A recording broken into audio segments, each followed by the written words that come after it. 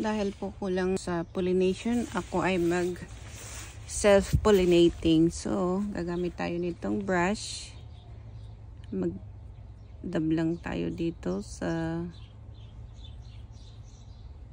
ng flower. Tapos, i-transfer lang natin dito sa kabila. Flowers to flowers.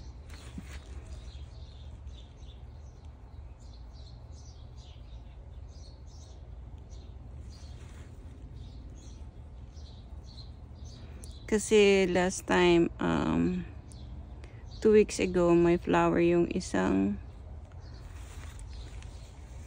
eggplant ko. Pero, natanggal siya. Tanggal yung kanyang flower. Kasi kulang pollination.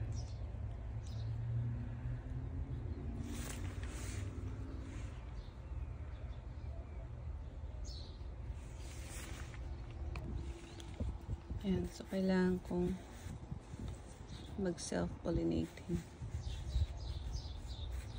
Sayang naman kasi pagka hindi bubunga yung ating plant. So meron pang palabas na.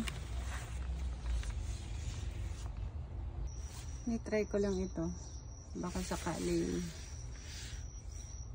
yung kanyang bunga is matuloy naman. Kasi meron pa akong 6 na eggplant dito nakatanim.